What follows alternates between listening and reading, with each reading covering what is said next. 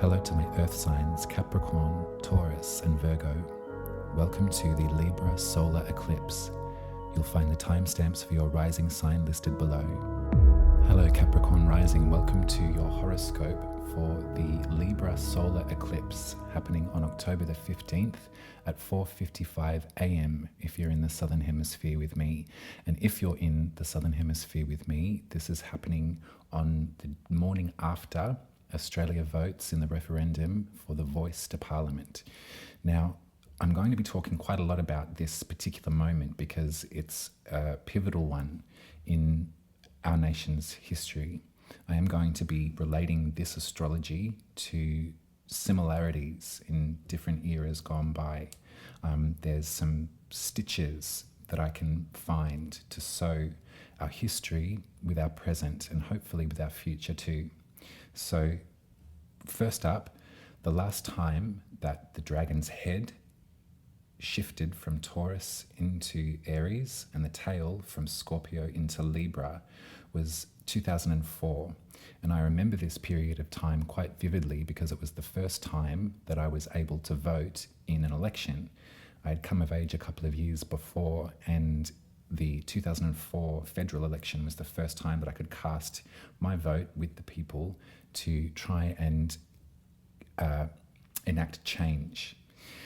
And I remember sitting up and watching the election with my friends at the time who had taught me a lot about politics and a lot about my obligation as a citizen to engage in election.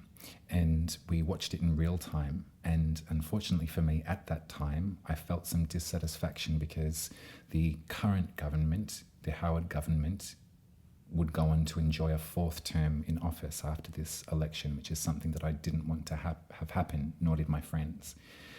And so at that time, I felt that it was unjust. I felt that there was a sense of injustice in the air because of my beliefs. And what occurred in hindsight was learning that the leader of the opposition at that time was someone called Mark Latham, and has since proved in contemporary politics to be quite racist and quite homophobic to a really disgusting degree.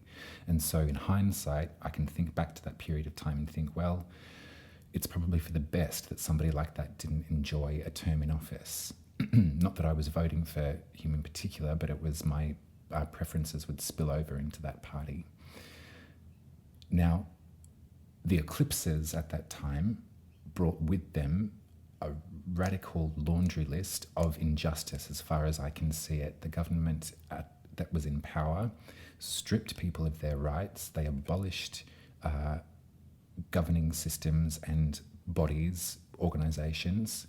There was a body called the Aboriginal and Torres Strait Islander Council, which was abolished in 2015 during these eclipses, and it was described by the Prime Minister at the time as being a failed experiment at self-determination.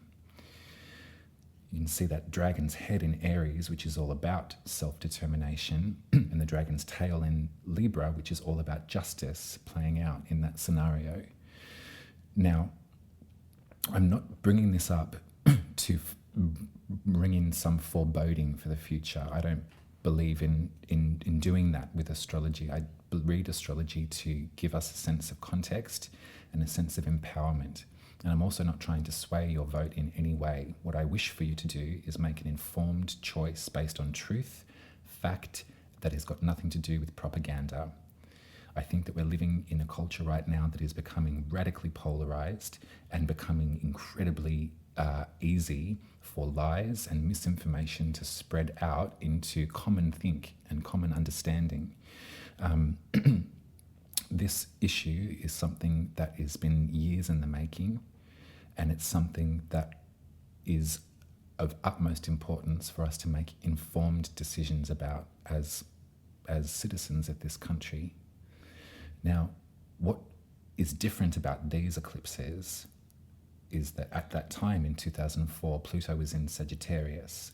Right now, Pluto is in Capricorn, and this is something that you and I know very, very, very, very intimately, don't we, Capricorn rising? This idea of Pluto bringing about disintegration of old power structures, old forms of control, During Pluto's time in Capricorn, we've experienced Black Lives Matter and that movement going forward. The Me Too movement occurred at this time too. There's been multiple different occasions to remark upon where old power structures of patriarchy and control have been revealed the truth of the matter. And so at this eclipse, Pluto in Capricorn is forming square with the dragon. Square is pressure, and with this lunation, with the sun and the moon at 21 degrees of Libra. So we can take this as extra information that will inform our decisions and take this as a measure of hope moving forward, that justice will be served. If we do zoom out and want to include America's politics and the global sort of crisis that we're experiencing right now as far as injustice, these eclipses are lining up almost to the day with a very important period in America's history too, the next federal election in 2024. So we can rely on Pluto to reveal things that have been hidden. We can rely on Pluto to bring them to justice. And we can also go further back a little bit with this astrology too. We can journey back to 1967, which was another time when the dragon was moving from Taurus and Scorpio into Aries and Libra. There was another referendum in 1967 here in Australia, and this referendum was met with a resounding yes of nearly 80-90% of a yes vote. There was no campaign at this time. There was bipartisan support for this referendum, and there was no propaganda being spread about this. In 67, the Australian people voted to include the Indigenous peoples of this country into the census count to gauge our population, including everyone. It also eradicated some very racist language in Section 51 and allowed the federal government to make laws on behalf of the Indigenous peoples of this country too, to include them into a sort of, to include them into society for once. Now, people like Faith Bandler were on the forefront of this campaign, petitioning, canvassing for votes, going to community areas, going to conventions, events, on television, which was a fairly new practice. So there was a great reach as far as getting information out there. The academic Russell Charles Taylor, who's an incredible mind, who we unfortunately lost in April of this year, so my condolences do go out to Russell and his family. Russell wrote a brilliant paper in 2017 outlining his experience at the 67 referendum, of which he was a young man, a young Indigenous man at that time, his experience of the immediate effect of that change, and then the effect of that change in hindsight moving forward as a culture, affecting the culture as it moved along. He describes it at the time as feeling like a bit of a lead balloon, as if the referendum was held, it was a resounding yes, and then folks waited with bated breath until change was enacted. Now, Harold Holt, the Prime Minister at the time, held off from making any ministerial statement until September 7th of that year, so months after the referendum was held. And in that statement, of which I've read, you can read it, there's transcripts of it available, he essentially said to the House of Representatives that they'd stick with the status quo. He highlighted heavily the amount of money that was spent on the Indigenous peoples of this country and the amount of money that his government had spent. It was a numbers game. And then also the proviso was that states would, in effect, be the ones to enact legislation for these communities, as it was before the referendum. So you could understand that Russell Taylor, as a young man, including his family, his grandmother was a great fan of Faith Bandler, so they were really following along with this story. They felt injustice. They felt that all of their work didn't materialize in the way that they wished it to.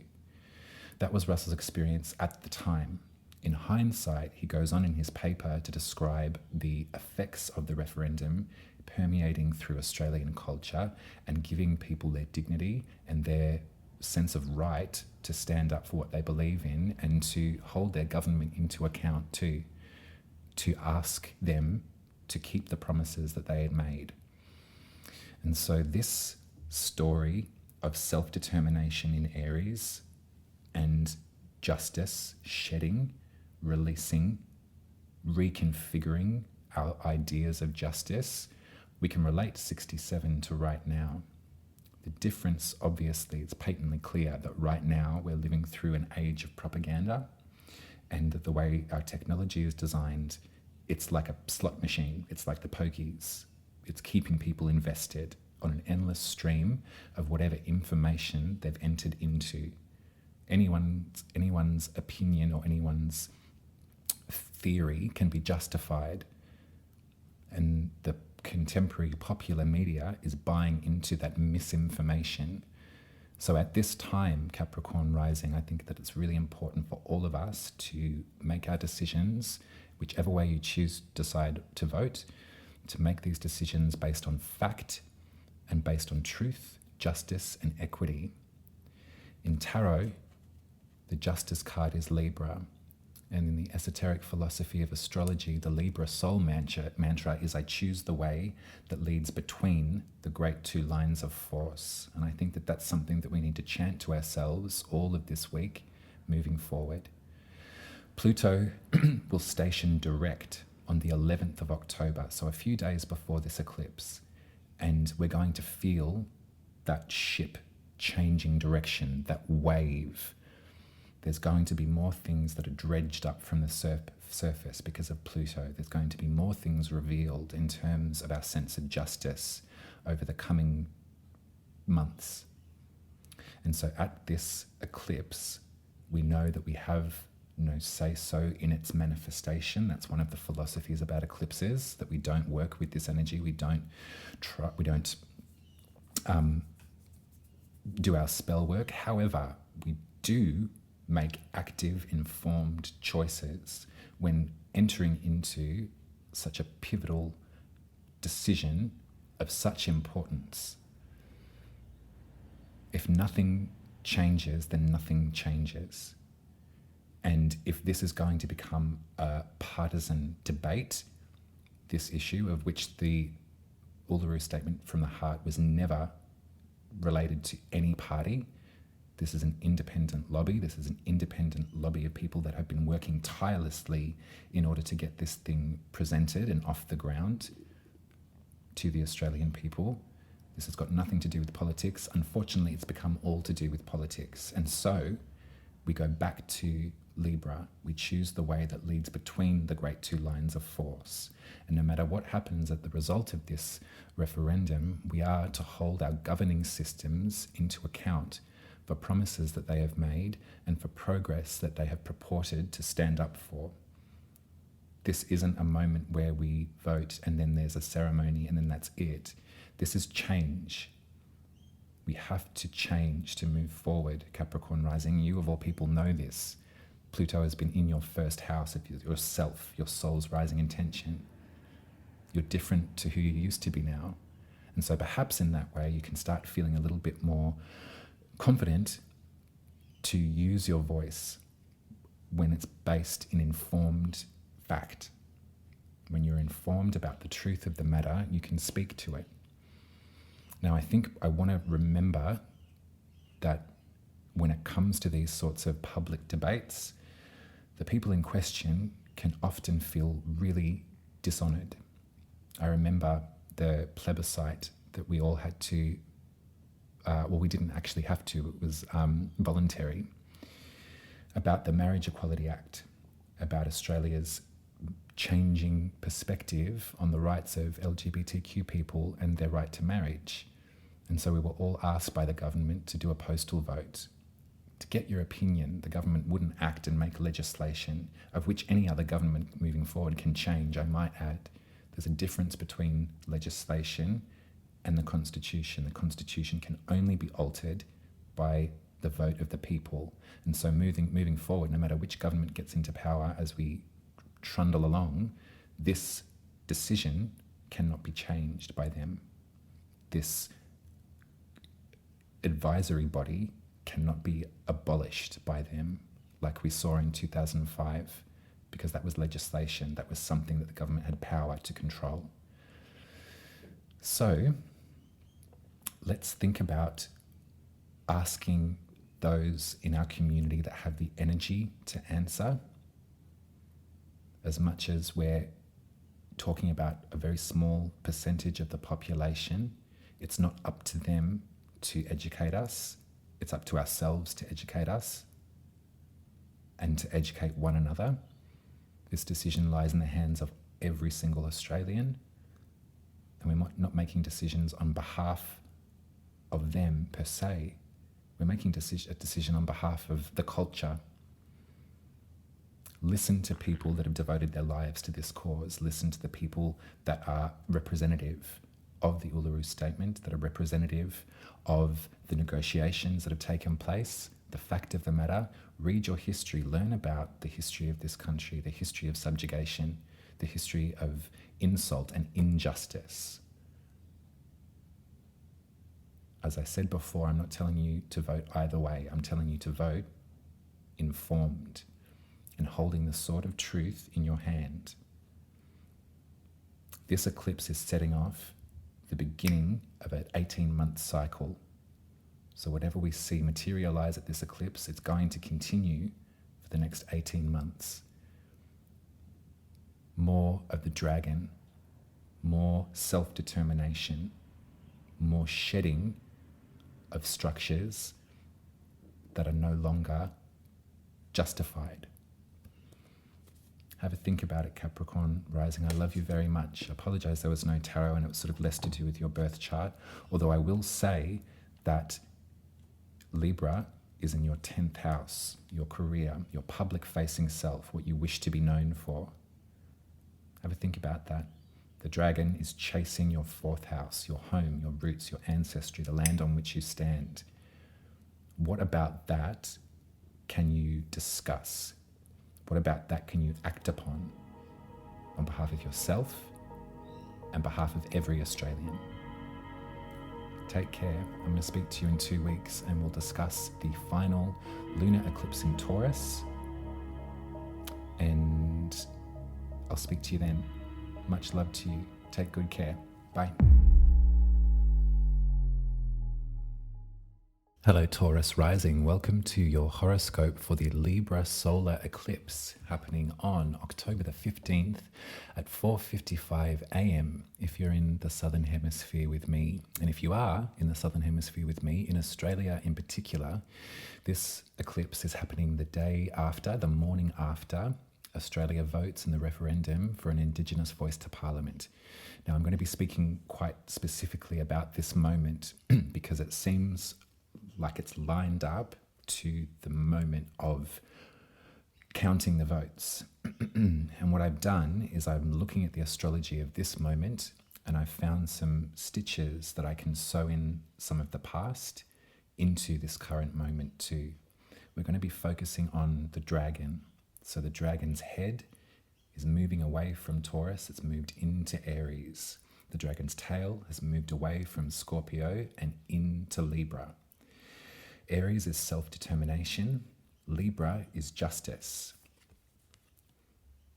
And so the last time that this occurred, this changeover, the final eclipses in Taurus and Scorpio into the first eclipse in Libra, the last time that it happened, and it was actually to the degree too, was in 2004. So 2004 and 2005, this story of eclipses was happening as well.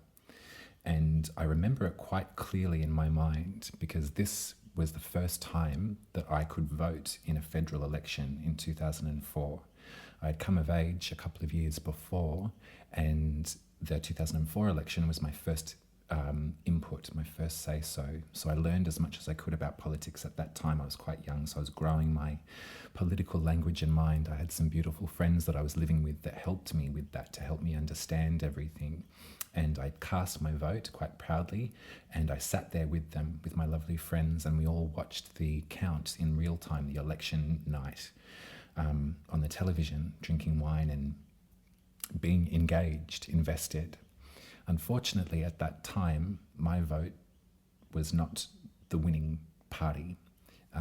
The Howard government, which had been in power for 3 terms, was enjoying their 4th term at this election.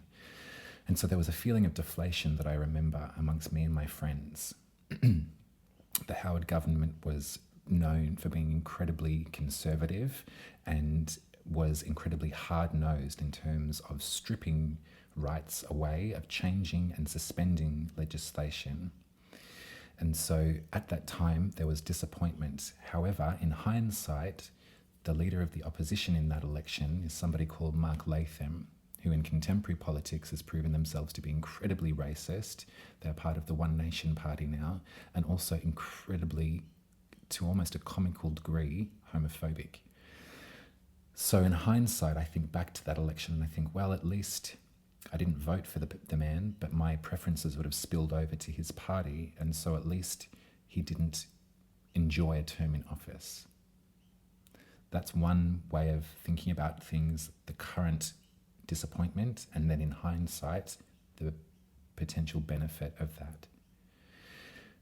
This is not to say I'm not predicting the outcome of this referendum, to be clear, but I am thinking about this idea of eclipses in the house of in the sign of self-determination and injustice, and how that played out in 2004 and 5, a time that was rife with hectic racism.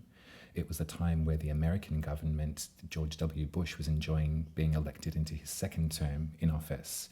It was the time of the war on terror, the time of the fear of weapons of mass destruction, the time that it was revealed that Iraq actually had no weapons of mass destruction, the time that America and Australia were in very tight cahoots. In fact, George W. Bush was congratulatory and celebratory and spoke to John Howard being a great leader, and was quite condemning of the leader of the opposition, which is inappropriate for Americans to speak on politics in that way. Anyhow, it was a time of rioting. It was a time of the Cronulla riots. If you remember them in 2005, it was the time of the Palm Island riots, the Redfern riots. There was people standing up after an extended, protracted period of injustice. The Howard government abolished ATSIC, which was the Aboriginal and Torres Strait Islander Council at that time, which was a body that enacted systems for the Indigenous peoples of Australia. It was not perfect. In fact, it was like any governing system, it had its problems. However, the Howard government abolished that and said that it was a failed exercise or experiment in self-determination. So you see this language with the eclipses being really pivotal with the language of the current time. If we cast our minds further back to 1967, there was another referendum in Australia, and the dragon's head and the dragon's tail were merging from Taurus into Aries, Scorpio into Libra. It was another time of self-determination and talks of justice. At this time, the referendum to the people was to remove a section of racist language in our constitution, section 55, and also to include the federal government power to make laws that informed and affected Indigenous peoples. It was also to include the count of our Indigenous population into the census population count, so we would have a greater perspective on indeed how many citizens did live here. It was a symbolic moment of connection and a symbolic moment where the Australian people said yes to, using the language of the time, Aboriginals. People like Faith Bandler petitioned and campaigned tirelessly, along with a countless lobby of other delegates, important people, showing up to community events with flyers, having conversations with people on television, spread across television, which was a fairly new medium, and provided great access to informing the population. It was conflated in a way that Australians thought that they were voting for something that perhaps it wasn't the finer details of the legality of the thing. And that was really made clear after the fact. The referendum, everyone said yes, there was celebration, but then the population waited with bated breath until actual legislation was made or an actual ministerial statement was delivered. It wasn't until the 7th of September, so months after the referendum, that the Prime Minister even spoke about it at the House of Representatives. And in that speech, of which I've read, there's transcripts of everything from that time, you can read them. He essentially said that they were going to stick with the status quo and that the state still had governing control over the Indigenous communities, and that they would consult the federal government, and really press the point quite heavily on how much money had been invested into the Indigenous peoples of Australia. It was very financially based information that Harold Holt delivered. There's a rebuttal to that statement from Kim Beazley Sr. that's included in the transcripts of those sittings, and it's heart-wrenching. It's actually quite beautiful, and I suggest you read that too. It rebuts the idea of the inactivity of the government. It rebuts the decision to stick with the status quo. There was a beautiful academic called Russell Charles Taylor, who's since passed. We lost Russell this year in April. Russell gave a great dissertation in 2007, which is available, I think, on the Australian Parliament website, which talks about the 67 referendum, his experience, the general feeling at the time, at the moment, and then in hindsight, moving forward. And he describes it in a way that was kind of like a lead balloon, quite disappointing. Nothing seemed to change. People were waiting for change. Russell's grandma was a great fan of Faith Badler and so was really behind the change in the culture. Unfortunately, the government didn't deliver in the way that was expected. And so there was a feeling in the community of disappointment, and there was a feeling that nothing's really changed. In Russell's dissertation, moving forward though, he does describe it as a cultural shift, an act of symbolism that did affect the dignity of Indigenous peoples in the years, decades to come. The idea of people feeling emboldened to self-determine and to speak up for themselves, to hold their governments into account when legislation was removed or when it was changed, when promises weren't met. And so culturally, on a grander scope, Russell speaks quite highly of the 67 referendum, as I imagine the majority of Indigenous people would attest to as well. The idea that this referendum was the beginning stages of something shifting in the consciousness of the culture. And so I'm bringing all of this up because these eclipses in Aries of self-determination and Libra of justice are back with us right now. When they released the voting date as 14th of October, I lost my breath. I couldn't catch my breath because it was right on the Libra eclipse. I'd been wondering when they might announce that and what date it might be and what astrology we could talk about.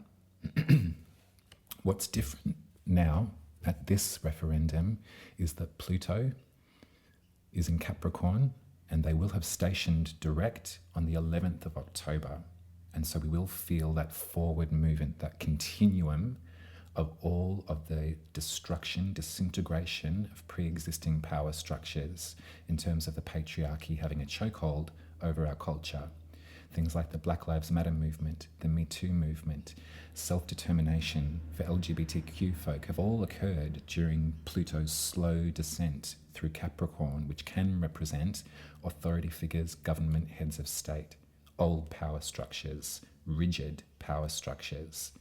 And so at this eclipse on the 15th, Pluto will be squaring, which is pressure, the dragon, and also the lunation at 21 degrees, the sun and the moon in Libra, 27 degrees, I believe, is Pluto in Capricorn.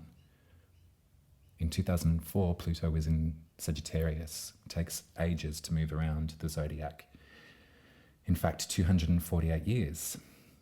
So Pluto's entry into Aquarius come January of next year signifies a moment too in Australia's history, a moment of destruction and disintegration.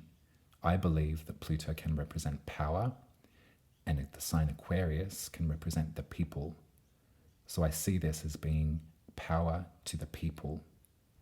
And I see this eclipse as being the beginning chapter of an 18-month cycle.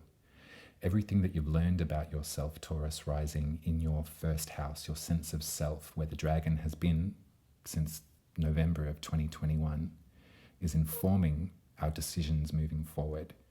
This metamorphosis, this shedding in your relationships in Scorpio, is now turning into a shedding of the shackles of your sixth house, which sometimes can talk to subjugation and control and to slavery.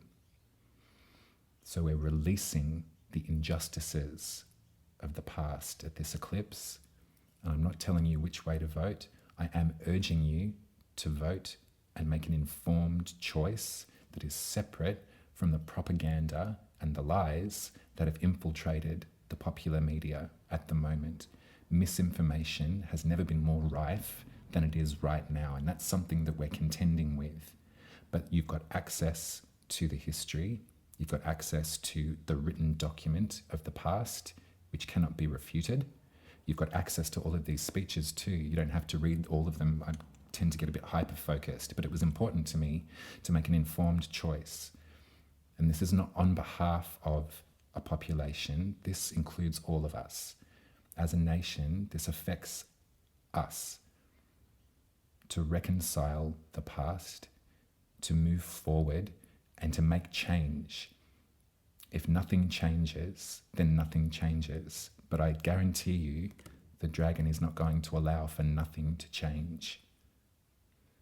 In 2007, I think it was. No, it was 2005 during the eclipses. No, it was 2007, forgive me. The Howard government abolished ATSIC. They also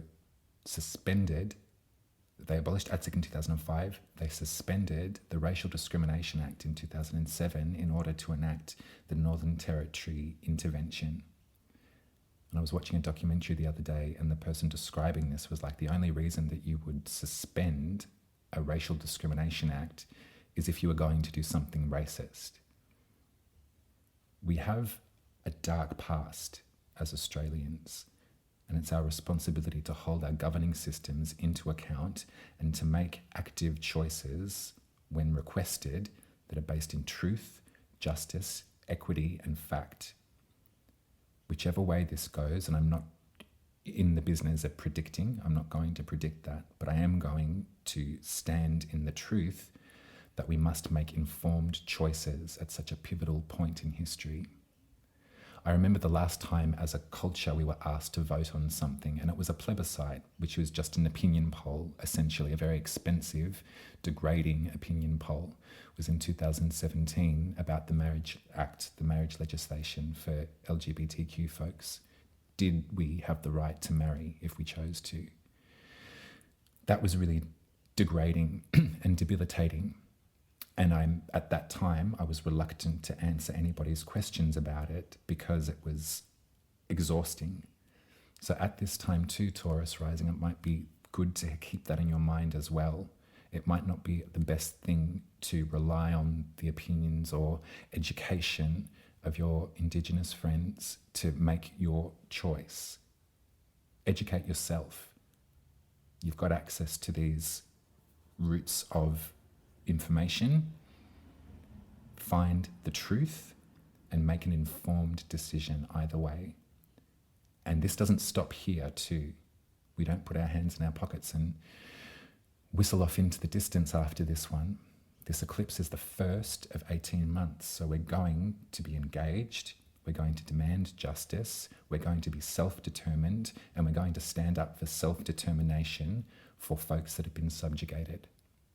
And we're going to actively engage in this by making informed choices based on our own investigation into the truth of the matter, not the propaganda.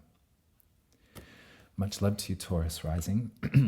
I love you very dearly. I will be back with you in 2 weeks, and we're going to discuss the final lunar eclipse, partial eclipse in Taurus in your first house. So you can feel that rise, and then we can release 2 weeks after this solar eclipse in Libra. But for now, let's focus, let's read, and let's inform folks in our friendship circles and our families, have the conversations about the truth of the matter, not about the propaganda, the misinformation. Much love to you. I'll speak to you soon. Bye. Hello Virgo rising, welcome to your horoscope for the Libra solar eclipse happening on October the 15th at 4:55 a.m. if you're in the Southern Hemisphere with me. And if you are in the Southern Hemisphere with me in Australia, this eclipse is taking place the morning after Australia votes in the referendum for an Indigenous voice to Parliament. And this is a moment that we've been moving towards as a culture for some time now, and I personally feel that it's a pivotal moment in the history of this nation. So I'm going to be talking about the similarities between the astrology that's happening right now and some of the detective work that I've done in eras gone by and our history that's been leading up to this moment too. There are some coincidences, some similarities, and they all have to do with the dragon, the dragon's head and the dragon's tail, the points in the sky that form eclipses. Now, as it stands right now, we're leaving behind the story of the eclipses in Taurus and in Scorpio, and we're moving into the eclipses of Aries and of Libra. Aries as a sign can represent self-determination, and Libra represents justice. To have eclipses in these two houses, to have the dragon's head striving forward to self-determination and the dragon's tail allowing a shedding of injustice is something that I wish to speak to you about today, Virgo rising. We can also relate this to global astrology too, of which I'll be including as well. As an Australian, I feel that this is a really pivotal time, and it's a time to have conversation and to learn and remember our history. The last time that the dragon's head and tail were making that handover from Taurus to Aries was in 2004. And I remember this period of history really vividly because it was the first election that I had access to. I was old enough to vote in a federal election. And so I spent a lot of time in the lead up learning as much as I could about the different parties and policies and, you know, government and politics itself. That wasn't something that I was, that was in my consciousness when I was younger as a teenager. But as a young adult, I felt it a responsibility to learn about it. And so I entered the polls, I cast my vote, and I sat there with my friends at the time, and we all watched the election results in real time. And what happened was an evening of tension and a little bit of disappointment too, because from my perspective anyway, and my friends who we had voted for did not succeed. And the long-standing Howard government that had held 3 terms in office thus far entered into its 4th term. And in this period of eclipses of self-determination and injustice, then a laundry list a mile long revealed a multitude of injustices in that final term, of which I'll go into in a minute. I don't say this to predict the future, and I don't say this to, I don't suspect that you wish for me to do that either. I think that's not uninteresting. there's a separation between astrological study sometimes and our rights and responsibilities as individuals to make informed choices. And this is what I'm interested in talking about. So at that time, at the moment, I felt disappointment. In hindsight, coming to understand that the leader of the opposition in that election was somebody called Mark Latham, who I didn't vote for, but my preferences would have spilled over to his party. In current politics, Mark Latham is someone who's incredibly racist, that is incorporated in a very incredibly racist national party, and also is violently homophobic to a really embarrassing degree.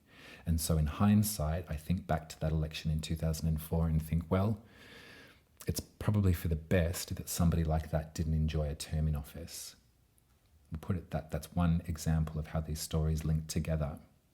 Another one is to go further back in Australia's history, back to 1967, at a time of referendum like we're experiencing now, and at a time when the dragon's head and tail were in Aries and Libra, self-determination, justice. The 67 referendum was on two questions. It was to include the Indigenous peoples of this country in the population count in the census, and it was also to eradicate some very racist language in Section 51 and allow the federal government to make laws pertaining to the Indigenous population. And it was met with a resounding yes. The campaign that was led by someone called Faith Bandler and countless other lobbyists were moving towards this change in the Constitution, the official document that binds us to the Crown, but it's also the list of principles that we as a nation stand by. It's a document that not many Australians really know much about because it doesn't have the ceremony and the language of individuation that the American People's Constitution does. We are still part of the Commonwealth here in Australia. We are still bound to the Queen as a head of state. The way that the lobbyists in 67 were moving towards a yes vote, of which there was no campaign in this referendum too, there was no counter argument to this move. It was incredibly based in positivity. It was incredibly based in community action as well. People would go out to community events, footy matches, council, churches, all these things, and petition and get signatures and share information. Faith Bandler was often on television, which was a medium that was quite new, and so it was a great access point to getting the word out there. There is another academic called Russell Charles Taylor, who's an incredible mind, thinker, and did great work here in this country. He was an Indigenous man, and we lost him in April of this year. So I do hold a piece of my heart for Russell as I describe his work. Russell wrote a dissertation on the 67 referendum and the importance of constitutional recognition moving forward. As a young Indigenous man in 67, he felt the ceremony, he felt the excitement building in the culture, in the Australian culture, particularly in his family and friends. His grandmother was a great fan of Faith Bandler, the pioneer of the lobbying group. And the experience of after the fact, after the jubilation of the success, Russell describes it as something like a lead balloon, as sort of like, and then what? He didn't really see any change occur in his community looking outward. And Faith Bandler herself did go on to say in later years that there was a feeling of frustration, of inactivity from the government who had passed this referendum, passed this constitutional change. The Prime Minister at the time, Harold Holt, held off from making any ministerial statement until September of that year, September 7th. You can read all of the transcripts on the internet. I have read them all. And in that transcript of his ministerial response, ministerial statement, speaking to the change in constitution, it pretty much is summarised as staying with the status quo, that states, former colonies, would have governing control over their Indigenous populations and make laws to speak to them, and that the federal government would have an advisory position on those matters, And also he highlighted the amount of money that had already been spent on Indigenous populations, which is a songline, a story that the government has been singing since Federation, the amount of money that's been spent. So it was really disappointing for Indigenous peoples, for the government, for the opposition as well. Senator Kim Beazley Sr. gave a statement at that ministerial hearing too, which is quite beautiful. You can read that after the Prime Minister's, calling for change, stepping away from the status quo, working towards self-determination, Aries, and justice. Russell Charles Taylor speaks about that initial experience, but then goes on to speak about the cultural shift that referendum brought about, the change in people's consciousness about the Indigenous peoples, about their rights, about their sovereignty, about the injustices that have been marred against them. It changed people's sense of dignity to be able to stand up for their rights and to hold their governments into account when making promises. And so for that, Russell's incredibly proud, as we all should be, of that referendum coming to pass. These stories feel quite similar to now. There has been a lot of misinformation about the principles of this referendum, about the question itself. There has been a difficult time gleaning the detail for some people as to what it pertains to. It's all available on the internet. You can read it at the Uluru Statement from the Heart website. You can also backtrack and do your own research and watch this slow journey towards this moment. This isn't a flash in the pan, and this has got nothing to do with taking anything away from people. This has got to do with sincerity in accessing self-determination for the Indigenous peoples of Australia. I'm not telling you which way to vote on this Virgo rising, but I am telling you to make an informed choice based on truth and the facts of the matter rather than propaganda, because there's a lot of propaganda at the moment. There's a lot of misinformation that is being passed off as fact, of which it is not fact.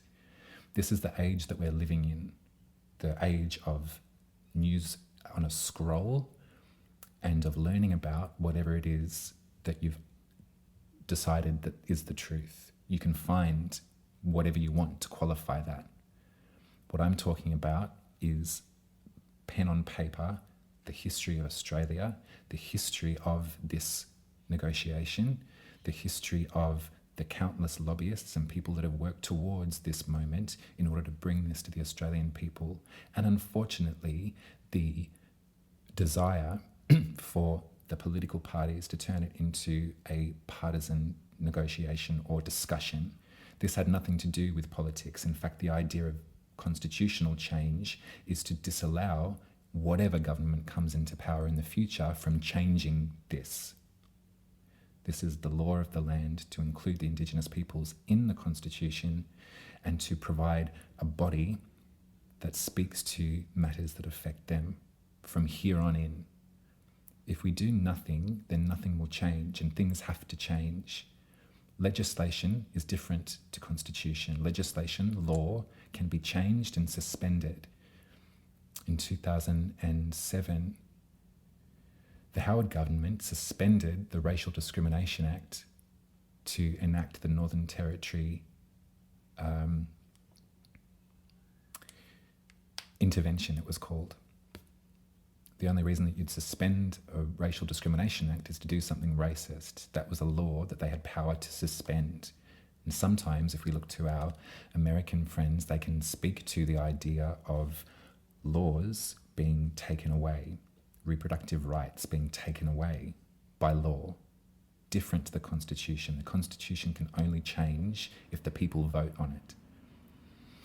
I'll say it again, I'm not telling you to vote either way.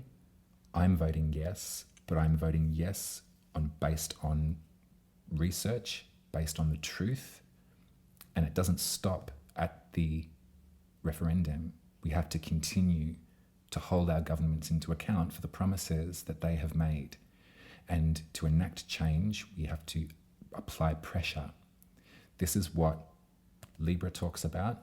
This is what Aries definitely talks about. And if we think about the dragon's head being in Aries, there's no stopping that. This is self-determination that we're speaking about.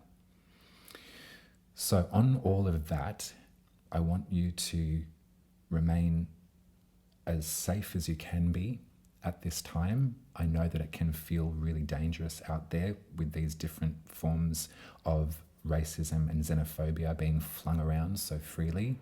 People feel emboldened in some way to act on their hatred, which is coming from fear, and they must admit that they're frightened. Moving forward as a culture, we have to trust in the judicial system to enact justice. And we have to separate, sometimes in matters like these, the political sparring match. The esoteric philosophy of Libra is, I choose the way that leads between the great two lines of force. And I think that that's probably a really beautiful thing for us all to remember at this time and moving forward into the next 18 months. On your birth chart, Virgo rising, Libra is your second house, and this is your access to material resources, your money, your values. And so if we're thinking about justice in terms of your values, what can you see that needs to be rearranged, and that we can trust that the dragon will have a part to play in that rearrangement? That's your reading. I love you very much, Virgo rising. Thank you for being here with me. I'll be with you in 2 weeks to speak about the final lunar eclipse in Taurus, and then we can move forward from that journey that we've been down since the 21st of November 2021. We can let it happen and move forward with the truth as our sword. Much love to you. Ta-da.